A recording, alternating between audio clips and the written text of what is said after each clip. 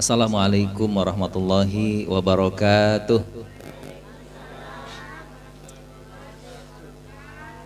Apa kabar ibu-ibu, sehat semua? Alhamdulillah, kita pulang kalau gitu, kalau udah pada sehat mah. Berarti berhasil, belum dimulai udah pada sehat. Tapi ruhnya nggak ketahuan ya, ruhnya kayak gimana, jiwanya kayak gimana. Baik. Alhamdulillah, alhamdulillahilladzi khalaqal mauta wal hayata liyabluwakum ayyukum ahsanu amala wa huwal azizul ghafur. Asyhadu an la ilaha illallah wahdahu la syarikalah wa asyhadu anna sayyidana wa nabiyana Muhammadan abduhu wa rasuluhu la nabiyya ba'da. Allahumma shalli wa sallim wa barik ala sayyidina Muhammadin wa ala alihi wa ashabihi ajmain, amma ba'du. Wa qala ta'ala fi kitabihil karim, a'udzu billahi minasyaitonir rajim, qad aflaha man zakkaha wa qad khaba man dassaha. Amat beruntung orang yang mensucikan jiwanya, merugilah yang mengotorinya. Wa qala Nabi sallallahu alaihi wasallam, ajaban li amril mu'min, inna amrohu kullahu khair. Amatlah beruntung urusan orang-orang yang beriman, ketika diberikan kesulitan dia bersabar, ketika diberikan karunia nikmat dia bersyukur kepada Allah. Ajib urusan orang yang beriman, itu tidak ada yang rugi.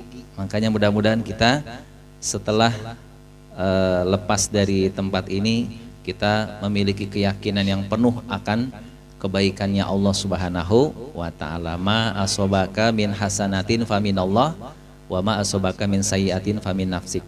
Apapun kebaikan yang kita terima semuanya datang dari Allah. Bukan kita yang ngarang, bukan kita yang ngerjain, tapi semua datang dari Allah. Kita bisa sampai sini tuh datang dari Allah. Tadi tuh udah ada yang bimbang tuh mau kemari. Ada yang ketawa tuh kan. Ada yang bimbang mau kemari kagak ya? Jangan-jangan kagak ada orang lagi di sono. Gitu. Ada aja tuh alasan setan kan tuh yang dalam pikiran kita tuh. Ya, yang ngebisikin kita.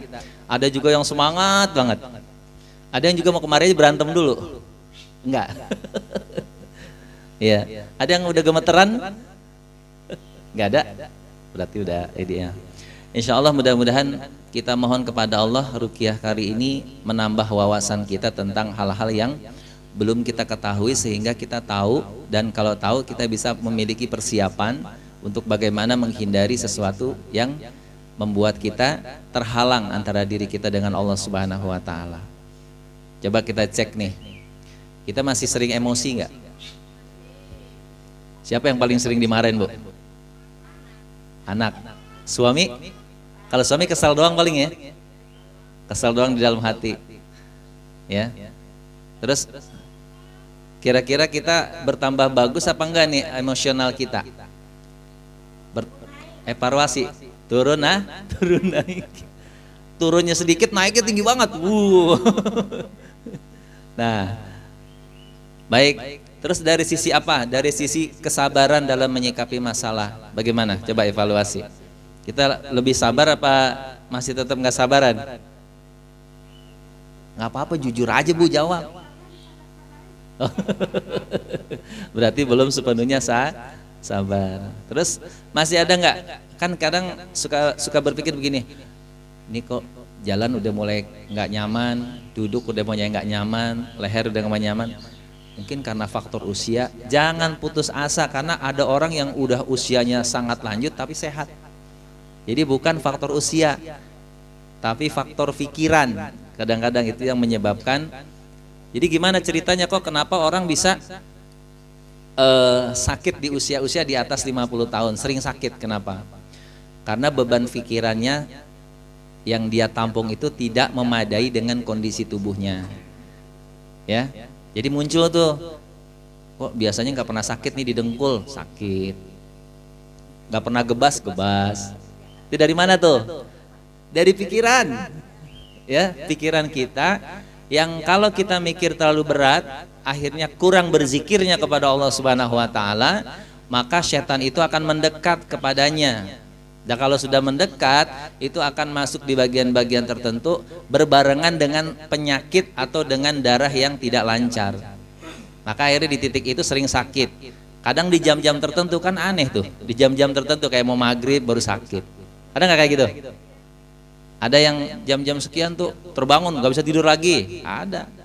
Ada yang kok sakit kok setiap jam segini ya. Nah itu tuh yang kayak gitu tuh, itu sebetulnya adalah gangguan. Dia berbarengan supaya ada alasannya.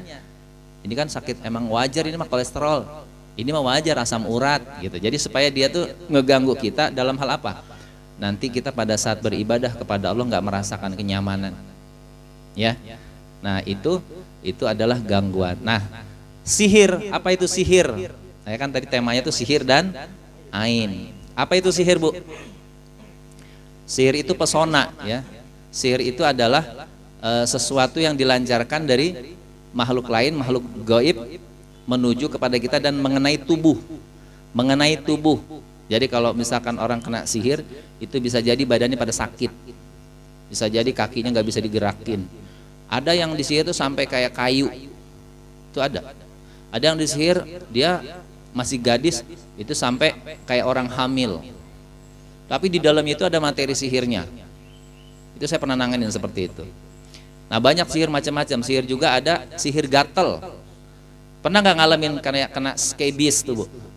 Skebis tuh yang gatel sampai pada di bawah kulit itu pada kuning terus merah gitu di sekujur tubuh di bagian-bagian yang sensitif itu gatelnya luar biasa. Itu sihir tuh, ya.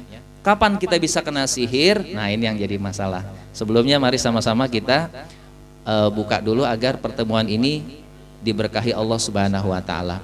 Senantiasa dalam acara ini kita dilindungi Allah dan juga apa yang didapat bermanfaat buat kita semua. Ala hajini wa ala kullatin salihah wa ila hadratin Nabil Mustafa Rasulillah sallallahu alaihi wasallam. Al-Fatihah.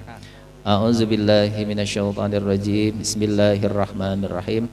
Alhamdulillahi rabbil alamin arrahmanir rahim maliki yaumiddin iyyaka na'budu wa iyyaka nasta'in ihdinas siratal mustaqim siratal ladzina an'amta 'alaihim ghairil maghdubi 'alaihim waladdallin amin.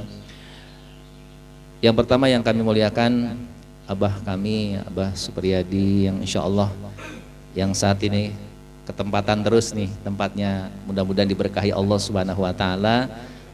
Ya orang tua kita, abah kita ini senantiasa diberikan kesehatan oleh Allah, diberikan keistiqomahan dalam taat kepada Allah Subhanahu wa Ta'ala dan bisa banyak memberikan manfaat buat lingkungan, terutama khususnya di Geria Kalisuren dan sekitarnya. Dan alhamdulillah juga di sini hadir juga dari Kampung Karet ya, Babakan ya. Ada Teh Tina, ada Emak. Ini juga profesinya juga kayaknya udah banyak yang kenal di sini sebetulnya, Emak nih, gitu ya. Ya kalau Ibu nanti ada yang mau ngurut, beliau nih ahlinya, ya, Insya Allah pijat ya. Nah, yang berikutnya kepada panitia, Om Anto, Pak Endi, Mas Dodo juga semua yang hadir. Pak Iriandi, insya Allah mudah-mudahan semuanya diberkahi Allah Subhanahu wa Ta'ala, dijaga, dilindungi oleh Allah Subhanahu wa Ta'ala dari segala sesuatu yang buruk, yang insya Allah mudah-mudahan istiqomah dalam taat kepada Allah Subhanahu wa Ta'ala. Salat dan salam semoga tercurah kepada Nabi kita Muhammad Sallallahu Alaihi Wasallam. Nah, Rasulullah Sallallahu Alaihi Wasallam nih menyejajarkan, maksudnya menyamakan ya sihir itu dengan dosa paling besar yaitu syirik. Bu, kita bisa nggak Bu menyihir orang? Bisa, ya. Itu banyak sekali ya. Dulu juga di daerah sini nih banyak para pelaku sihir tuh banyak, ya. Dan kita pun juga bisa nyihir, tapi saya nggak mau ngajarin nih. Kalau ngajarin Ibu ntar bahaya kita nih, kok Ruqyah kok ngajarin sihir sih gitu kan. Kita cuma mau tahu tentang apa sesungguhnya sihir itu gitu. Jadi orang yang memiliki kedengkian, kebencian melancarkan sesuatu lewat hal-hal yang tidak nyata atau kasat mata, ya, dengan bantuan makhluk yang namanya jin, itu namanya sihir. Dan ternyata gatal pun itu bisa dari sihir. Ibu tiba-tiba gatal tuh di jam-jam tertentu kayak ditusuk-tusuk gatalnya, sampai aduh nggak bisa tidur, nggak bisa, kalau lagi sholat juga. Ada juga sihir yang ketika mau sholat, ketika mau berbuat kebaikan itu tiba-tiba mulas, tiba-tiba apa ya, pokoknya nggak bisa tenang, was-was terus. Sihir juga ketika habis wudhu nih, kayaknya batal lagi, itu bisa sihir tuh. Jadi kita sihir itu ciri intinya adalah dia ingin mengganggu ibadah kita. Yang kedua ingin menyakiti tubuh kita. Nah kalau berkolaborasi dengan orang yang memiliki hasad, memiliki kebencian, maka itu bisa melukai tubuh, bisa menyebabkan tubuh itu jadi nggak normal, bisa mengeluarkan sesuatu yang aneh-aneh kayak misalkan mengeluarkan ular, gitu. Bisa itu, mengeluarkan belatung bisa. Itu banyak materi-materi paku, dan bisa juga yang menyembuhkan juga, ya maksudnya kayak misalkan mohon maaf ya kayak perdukunan atau apa, itu bisa juga mengeluarkan hal itu, karena memang semuanya diliputi oleh perbuatan syaitan, syirik itu bisa semua. Kalau berkolaborasi dengan manusia itu bisa mengeluarkan sesuatu yang sebetulnya itu adalah kesyirikan, dan Allah izinkan itu supaya kita berlindung kepada Allah Subhanahu wa taala. Bagaimana caranya supaya kita terlindung dari sihir? Ya, maka yang pertama taatlah kita kepada Allah. Bergantunglah kita kepada Allah. Mau kamar mandi, diajarkan oleh Rasulullah baca doa masuk kamar mandi. Ada yang hafal nggak doa kamar mandi? Lupa jangan. Bismika Allahumma ahya. Tuh, kan kalau yang tahu mah kagak ngikutin. Kok bismika sih Pak Ustaz? Ya. Allahumma inni a'udzubika minal khubusi wal khaba'is, ya. Nah, terus kalau misalkan mau makan, kenapa kita baca Allahumma barik lana fima razaqtana wa qina azabannar? Karena di situ kita berlindung kepada Allah dari segala sesuatu yang buruk. Ya. Nah, makanya kita baca doa tuh, mau ngajak kita baca doa. Baca doa itu sebetulnya kenapa kita baca doa? Bukan semata-mata karena kita kepengen hanya memuji Allah, hanya berlindung, tapi memang di situ ada aktivitas syaitan yang gemar sekali mengganggu kita, bahkan menyengsarakan kita, membuat kita tersesat. Tidak segan-segan juga ingin membuat kita menderita dengan penyakit, ya. Nah, lanjut ya. Kita akan bahas tentang sihir. Sampai sini Ibu, bayangan Ibu kalau sihir itu apa? Materi-materi sihir itu apa aja Bu? Banyak ya. Materi sihir apa? Alhamdulillah. Allah, datang nih Ustazah. Assalamualaikum. Silakan. Insya Allah datang. Duduk dulu.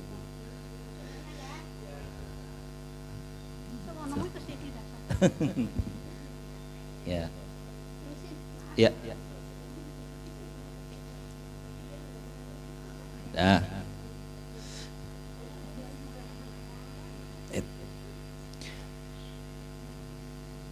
Selamat datang kepada Ibu yang baru datang. Insya Allah mudah-mudahan berkah ya. Hari ini kumpul kita ngebahas tentang ruqyah muhasabah.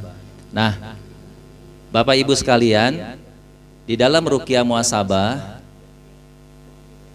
tolong diperhatikan ya. Di dalam ruqyah muhasabah, penanganan sihir itu adalah yang pertama kita mohon perlindungan kepada Allah Subhanahu wa taala. Kalau yang sudah terbiasa membaca zikir pagi dan petang tuh jangan ditinggalin. Ya. Nanti pas habis asar tuh, habis sholat asar, zikir untuk pembentengan diri kita. Nih semua nih di sini kalau ada yang biasa nanganin pasien baik yang medis maupun non medis, itu biasanya ada efek tuh berbalik. Ya, ada efek berbalik dari prasangkaan kita tuh masuknya bisa. Kayak misalkan, oh jangan-jangan ini penyakitnya menular nih. Kalau yang di medis ya, itu bisa masuk tuh, bisa nular. Karena didengar oleh syaitan. Kalau kita nggak berlindung dengan kalimat-kalimat Allah, maka penyakit itu bisa pindah atau bisa masuk ke kita. Begitu juga kalau yang pengobatan yang alternatif kayak ruqyah segala macam. Itu kalau misalkan kita ngelihat sesuatu yang udah nggak nyaman di hati kita, itu hati-hati, kita harus tetap berlindung kepada Allah. Supaya apa? Supaya nanti efek dari keburukan itu tidak juga mengena kita. Lagi ngobatin juga, pikiran kita harus tenang. Pikiran kita harus tenang. Ini misalkan ada di depan kita yang perlu kita tolong, maka pikiran kita harus tenang, kepasrahan kita harus ke titik puncak, kemudian rahmatan lil alamin, penuh kasih sayang kita dalam mengobati tersebut dan berharap hanya dengan pertolongan Allah. Nah, apalin itu doa-doa yang kita bisa. Sebenarnya bismillah juga udah cukup. Bismillah aja nih, bismillah, tapi kita yakinin. Kalau misalkan kita masih kurang panjang, baca Fatihah. Masih kepengen lebih panjang lagi, tambah ayat kursi. Masih kurang lagi, tambah Al-Ikhlas, Al-Falaq, An-Nas. Masih kurang lagi, tambah doa-doa tentang hal-hal yang bisa membuat kesembuhan. Misalkan doanya apa?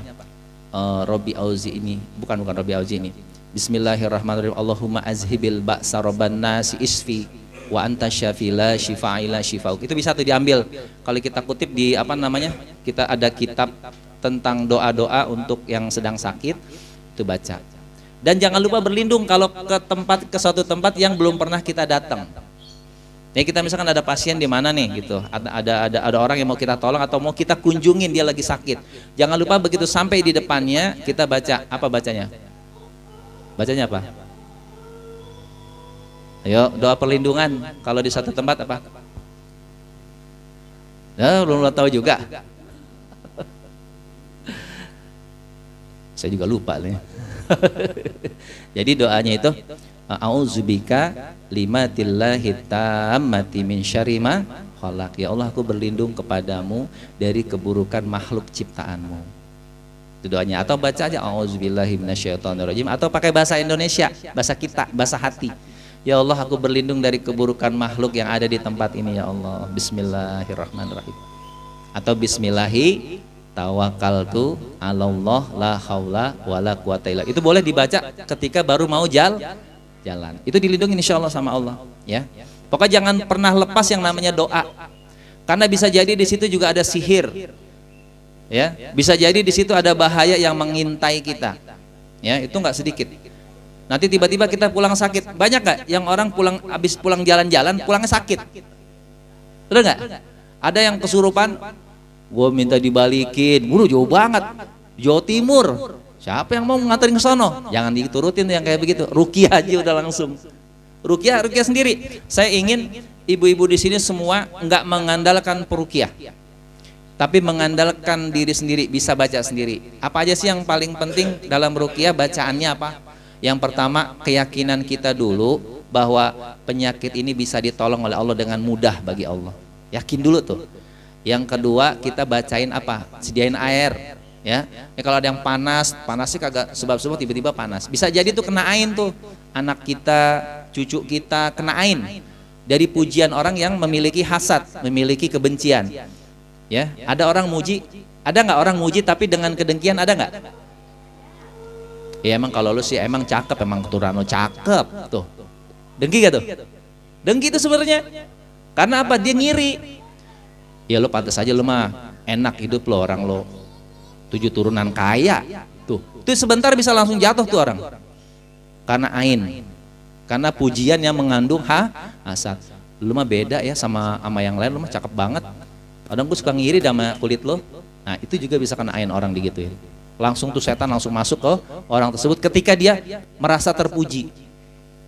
Maka ain kapan masuknya? Ketika dia merasa bahwa dia lebih baik dan dia tidak berlindung kepada Allah atau tidak mengembalikan kebaikan itu kepada Allah. Gak mengucap alhamdulillah, gak mengucap masya Allah tabarakallah, itu setan bisa masuk ke dalam diri seseorang yang dipuji. Makanya ada yang disebut pujian itu bisa memenggal sebagian punggung daripada saudaramu. Itu karena apa? Karena itu ainnya masuk, ya. Ain itu bisa masuk. Makanya kalau ada orang muji, kalau kata Rasulullah lempar dengan pasir. Maksudnya bukannya dilempar dengan pasir itu. Kalau bisa kita menghindari yang namanya pujian. Nah, sihir, masih sihir ya. Sihir itu ada sihir yang dilemparkan itu dengan boneka misalkan. Ibu pernah lihat itu materi boneka kecil tuh yang ditusuk-tusuk dengan jarum, itu beneran bisa kerasa itu. Kapan kita bisa merasakan sihir itu masuk? Pada saat iman kita lemah. Kalau iman kita kuat nggak bisa, nggak ada mempannya. Kalau iman kita kuat, makanya kan kita kan nggak selamanya iman kita kuat ya Bu. Kadang turun, kadang naik. Wah kayaknya dikerjain siang dia nggak bisa. Siang dia lagi ngajar segala macam. Kerjaan malam pada saat tidur. Biasanya sihir itu paling sering pada saat kita tidur.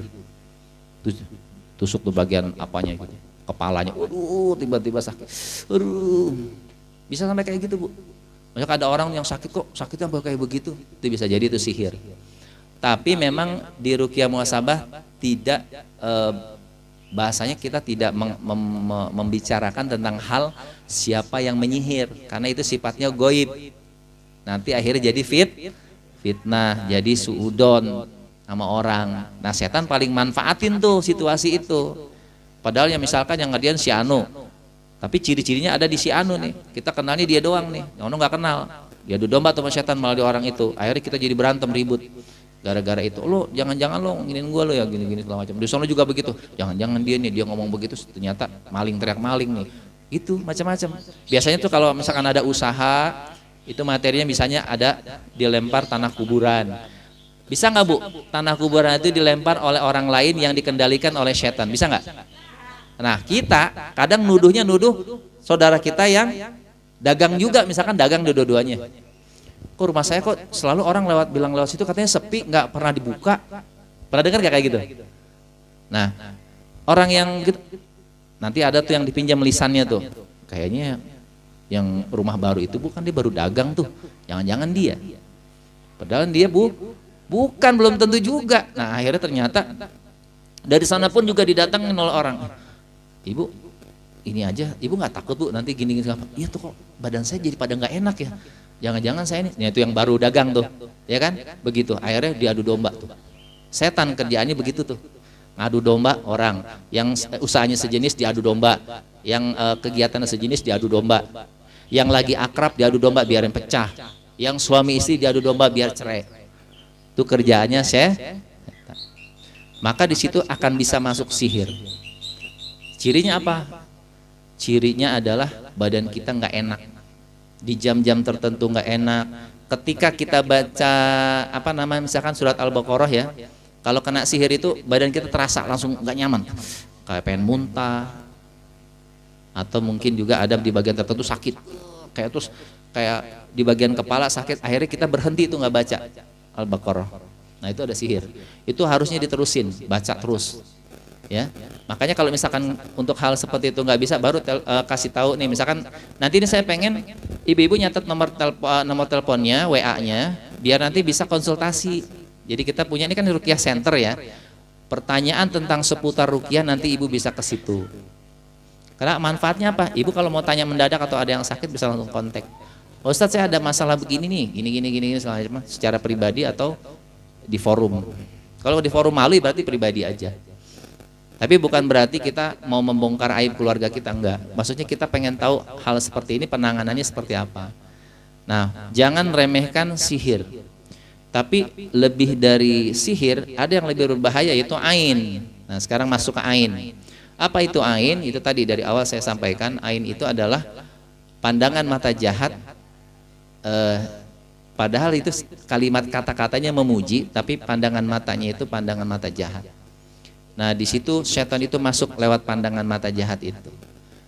Ada orang ngiri, tapi dia di depan orang tersebut dia tidak mengungkapkan kengiriannya, tapi dia menyampaikan tentang pujian, tapi hatinya mengatakan tidak sesuai dengan kata-katanya. Itu bisa menjadi sebuah ain. Ibu misalkan punya cucu, ya kayak saya nih punya cucu, saya tampilkan di profil misalkan, tiba-tiba orang memuji nih. Tapi orang itu pernah berurusan sama kita dan pernah sakit hati sama kita. Dia muji tuh anaknya, atau ada orang lain yang memuji tapi dia sanggah. Iya, emang ini si cucu-cucunya cakep, nggak kayak bapaknya misalkan itu. Nah itu kayak gitu tuh, kalimat-kalimat begitu bisa jadi ain. Itu setan itu melancarkan panahnya langsung ke foto tadi tuh. Itu orang yang bersangkutan. Sampai tuh tiba-tiba langsung gubrak jatuh. Nah kenapa nih? Kok tiba-tiba panas? Kok tiba-tiba jatuh? Itu sering Bu kayak gitu kejadian. Saya banyak pasien itu bukan pasien sihir tapi pasien kena ain.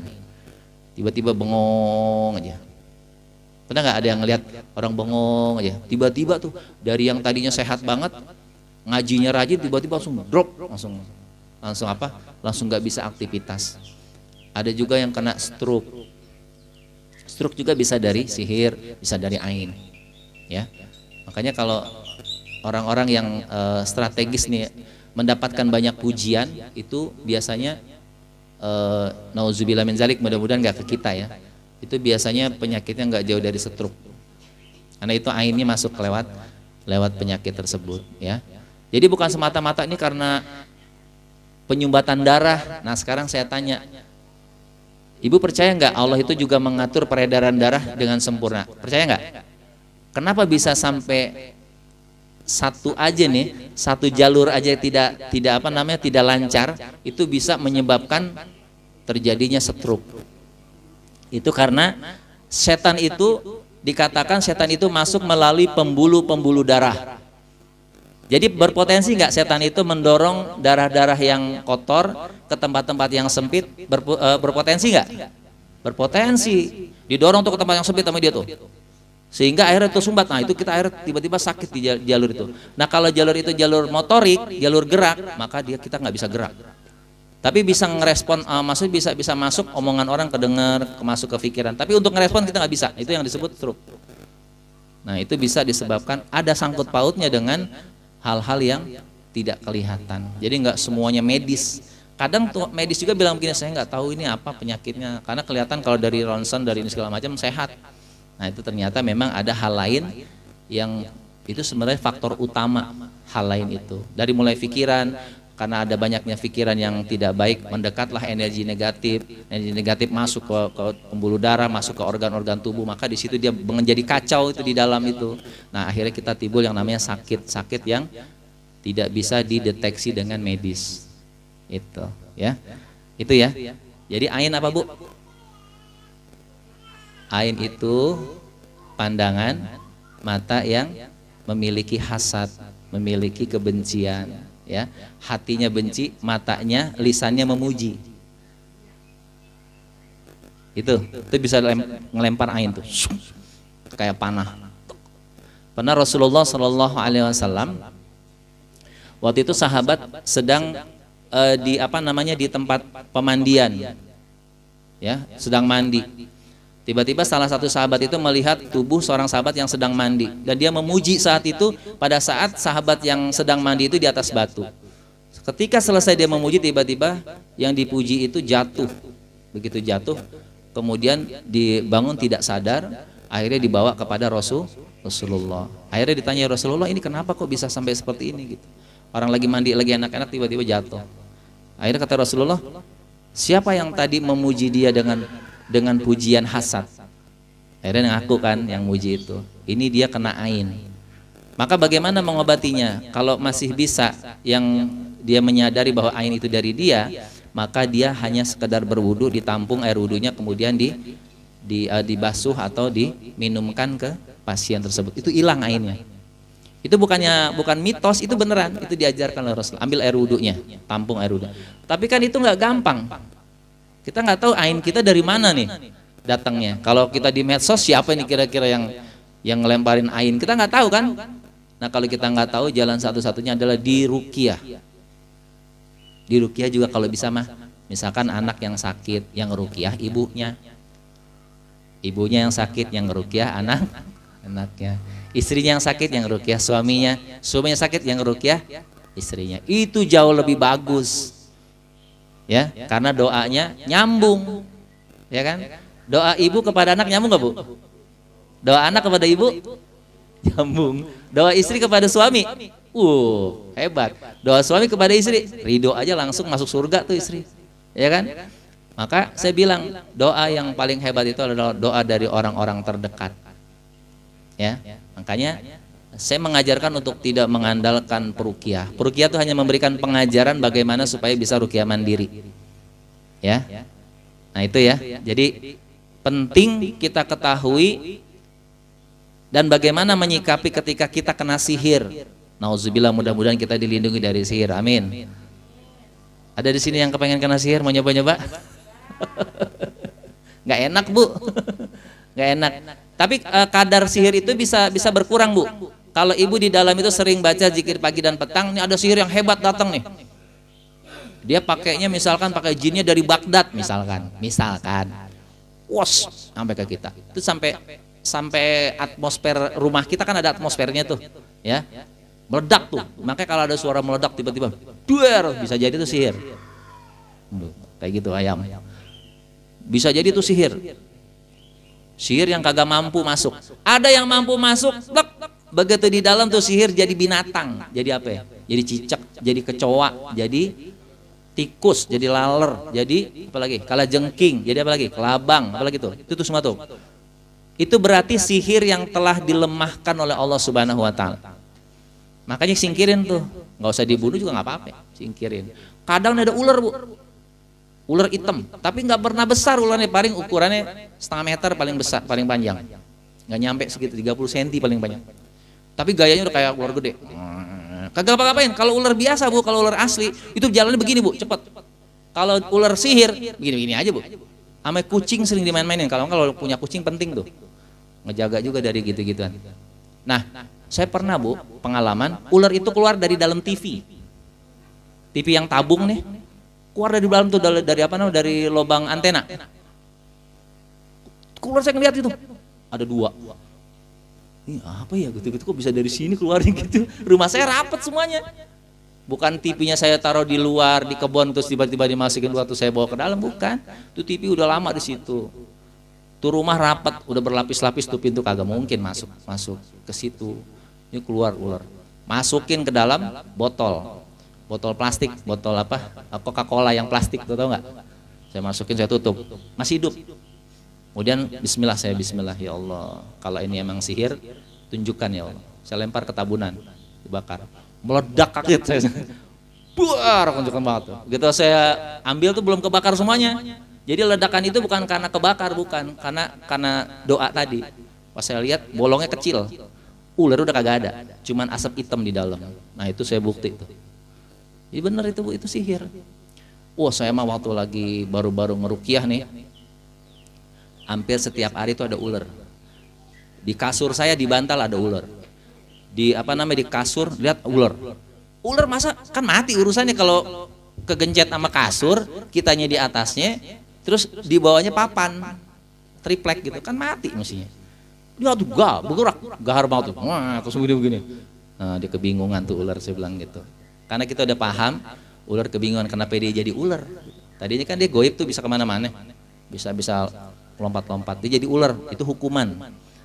Kenapa dia bisa dihukum? Karena di situ kita mendawamkan bacaan ayat-ayat Al-Quran. Makanya jangan jadikan rumahmu seperti kuburan. Ibu tahu nggak kuburan itu apa? Dimana di situ apa aja ada, Bu. Yang goib-goib. Coba kita kalau di kuburan bayangan kita apa? Di kuburan ada pocong, ada apa lagi, Bu? Genderuwo, kuntilanak, ya kan? Ada yang lainnya tuh, Bu, di kuburan juga ada kalajengking, ada cacing segala macam. Itu yang kayak gitu-gitu, materi-materi yang jelek-jelek. Makanya jangan sampai rumah kita kayak kuburan. Bisa jadi ditempatin nama yang kayak gitu tuh. Nah, bawaannya cirinya kita sering marah-marah, nggak pernah akur, ame anaknya nggak pernah akur, ame suami nggak pernah akur. Oh, suami tidur di sofa, dia tidur di dalam. Ada nggak yang kayak gitu? Nggak ada kayak di sini mah. Iya, sebel aja bawaannya. Kalau ketemu sebel banget. Nah, itu tuh lagi kena gangguan tuh. Tuh rumah harus sering dibacain ayat-ayat Al-Quran. Kalau ada yang namanya ratib Al-Hadad, ratib Al-Atos tuh baca. Atau Asmaul Husna baca. Kalau udah didawamkan, zikir pagi petang didawamkan. Jangan sampai ketinggalan. Ya. Kalau kita udah mulai gelagat nih banyak sihir, baca zikir-zikir yang bisa membuat kita menjadi jauh lebih tenang. Zikirnya pakai hati, jangan dibacanya di lisan doang, hatinya ikut hadir. Ya, dah sampai sini ada pertanyaan tentang ain dan sihir, silakan. Ibu ada yang nanya nggak?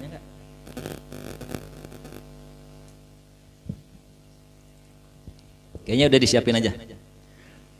Bidaranya disiapin ya. Kita ruqyah ya, Bu. Ada di sini yang nggak mau ruqyah, tunjuk tangan. Ada gini, Pak Ustadz, nanti saya kesurupan nggak, Pak Ustadz? Ruqyah kita insya Allah tanpa kesurupan. Kita minta kepada Allah agar tidak kesurupan.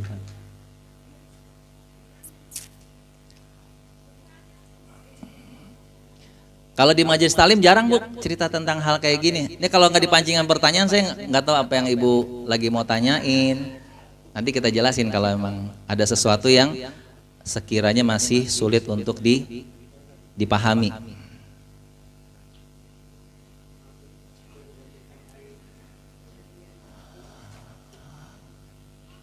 Ada ibu yang pas sila begitu udah mulai ngerasain pegel gitu? Ada? Oh iya. Iya, ada yang sebentaran dong, kayak yang krem gitu. Aduh, pas diurusin sakit banget ya. Iya. Kita minta ya Bu ya pulang dari sini sehat ya Bu.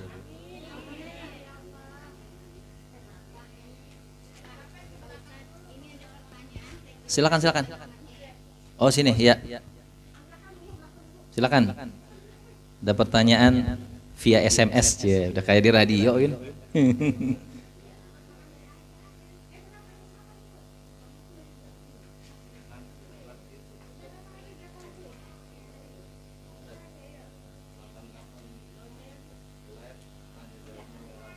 Wah, aneh serahin ke antum nih. Aneh pengen banget kayak gitu. Iya, ibu-ibu nanti setuju nggak kalau kita buat grup Ruqyah Center ini? Supaya nanti kalau ibu mau nanya jadi nggak susah. Ada pas ada kejadian, ini lagi anget nih, tanyain supaya ngerti gitu, ya. Nanti kita mau live. Nanti kalau misalkan ibu ada yang di rumah lagi sakit, setel aja nih YouTube channel kita. Live langsung dari sana. Itu bisa ngeruqyah juga, Bu. Ibu ada di rumah dengan video call begini tuh bisa diruqyah. Makanya enak. Yang ada di Padang nih misalkan ada yang ada di mana gitu. Kita cuman modal HP aja, taruh di depannya.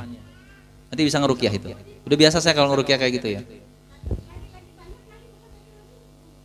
Ya, ini ada pertanyaan. Mau minta tolong sampaikan ke Ustadz Idris, Nenek Ayu nih di Bogor ada anak yatim 2, itu bandel banget, ngelawan banget kalau dibilangin. Kalau mau diruqyah bisa nggak? Nenek Ayu sama anaknya juga yang bontot mau diruqyah. Jadi di Bogor itu yang tinggal 2 janda dan 2 yatim. Wah, 2 janda nih. Bapak-bapak, kenapa kalau denger janda? Kalau bisa dibawa ke Bogor kira-kira biayanya berapa ya Teh? Ya. Bu, ruqyah itu sebetulnya bayar atau enggak sih Bu? Sebaiknya ruqyah itu tidak bayar. Ya, sebaiknya ruqyah itu tidak bayar karena rezeki sudah diatur oleh Allah. Tapi kalau kita mau memberi hadiah itu nggak bisa menolak, silakan. Karena itu hubungan antara manusia dengan manusia. Mungkin perasaan kita gini, udah ngorbanin waktu, udah datang ke sini, udah memberikan nasihat agama. Nah itu mungkin kita kepengen memberikan imbalan, mangga silakan. Itu mah hubungan antara manusia dengan manusia, tapi tidak memberatkan. Gua kalau belum punya duit 1 juta gua nggak mau ngeruqyah. Itu namanya ngeberatin, ya. Ada juga yang nanya Bu, Pak Ustadz, kalau saya mau ruqyah biayanya berapa? Wah, itu saya nggak bisa jawab tuh. Saya bilang sebesar rasa syukur aja. Gitu. Jadi nggak ada tarif ya ruqyah. Nah ini insya Allah Teh, insya Allah kalau emang nanti bisa kita datangin.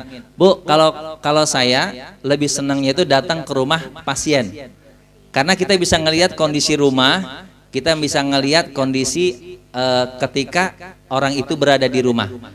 Nah itu kelihatan tuh energinya. Kalau misalkan energinya buruk, itu kelihatan. Ini dari mana sebabnya? Dari rumah atau dari orangnya tersebut. Nah itu bisa komplit. Tapi kalau dia datang ke rumah saya nggak tahu tuh di rumahnya ada apa gitu. Makanya saya lebih sering datang ke rumahnya. Dan saya pasti akan jabarin, ini rumah penuh keberkahan, ini rumah banyak masalah nih, orang-orang yang di dalam. Itu bisa kerasa. Dan ibu-ibu juga bisa begitu Bu sebenarnya Bu. Bukan tukang ruqyah doang yang bisa, ibu-ibu juga bisa. Tapi syaratnya itu harus peka, peduli terhadap apa yang disukai Allah. Ya. Udah siap semuanya? Kalau nggak ada pertanyaan lagi, nggak ada nih pertanyaan, ntar aja habis itu kalau nanya ya. Jam berapa sekarang Pak? 10 kurang 15, berarti kita sampai jam 11 kurang 15 sudah selesai ya. Mudah-mudahan udah bersih semua nih jam 11 ya. Jadi bisa fokus ke sholat Jumat. Dibuka ininya, airnya dibuka semua yang nanti buat bawa silakan tuh.